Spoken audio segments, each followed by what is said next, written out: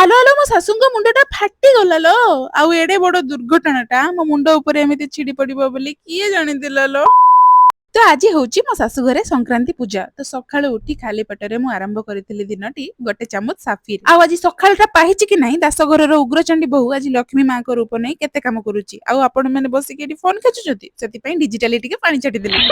ଆଉ ଯେହେତୁ ସଂକ୍ରାନ୍ତିରେ ଘଟ ଚେଞ୍ଜ ହବ ଆମ୍ବ ଡାଳ ନବା ପାଇଁ ଆସିଥିଲି ମୁଁ ଛାତକୁ, କିନ୍ତୁ ଛାତ ଉପରେ ସବୁ ଆମ୍ବ କଷି ହେଇଥିଲା, ସେଥିପାଇଁ ଶାଶୁ ବୋହୂ ମିଶିକି ପଳେଇ ଆସିଲୁ ଟିକେ ବାଡିକୁ।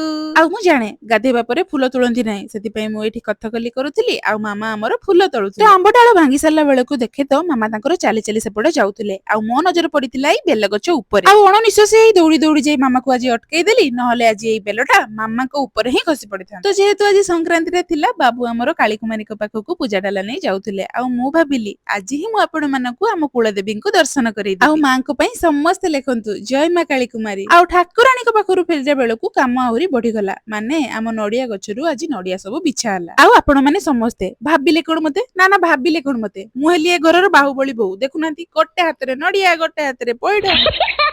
ଆଉ ମୋ ଭିତରର ଯେତେ ସବୁ ହିଡେନ ଟ୍ୟାଲେଣ୍ଟ ଥିଲା ସେ ସବୁକୁ ଆଜି ମୁଁ ପ୍ରଦର୍ଶନୀ ମେଳାରେ ଉଛଳେଇ ଦେଇକି ପଳେଇ ଆସିଲି ରୋଷେଇ ଘର। ଆଉ ଏତେ ସବୁ କାମ କରିସାରିଲା ପରେ ବି ମୁଣ୍ଡ ଝାଳ ତୁଣ୍ଡରେ ମାରିକି ମୁଁ ମଟରକୁ ବସେଇଦେଲି, ଆଉ ଏପଟେ ରୁଟି ପରଟା ପାଇଁ ଅଟା ଚକଟିବାକୁ ଲାଗି ପଡିଲି। ଆଉ ସିଚୁଏସନ ଯାହା ବି ହଉ ସବୁ କାମକୁ ଏମିତି ନାଚି କୁଦିକି ମୁଁ କମ୍ପ୍ଲିଟ କରି ହିଁ ଦିଏ। ଆଉ ଯୋଉ ଝିଅ ସକାଳ ପାଇତେ ନାହିଁ ବାପ ଘରେ ଠୁସି ଚାଲିଯାଏ, ଆଜି ଦିନ 11ଟା ହେଲାଣି ମୁଁ ଖାଇବାକୁ ଭୁଲି ହିଁ ଯାଇଛି। ଆଉ ଗୋଟେ ପୁରା ସତ ସତ କଥା କହିବି, ବାହାଘର ପୂର୍ବରୁ ଯେମିତି ମୋ ଭିତରେ ଭାଇବ୍ ଟା ଥିଲା ଏବେ ବି ସେମିତି ହିଁ ଅଛି, କିନ୍ତୁ ମୋର ଗୁଣରେ ଢେର ସାରା ପରିବର୍ତ୍ତନ ଆସିଯାଇଛି।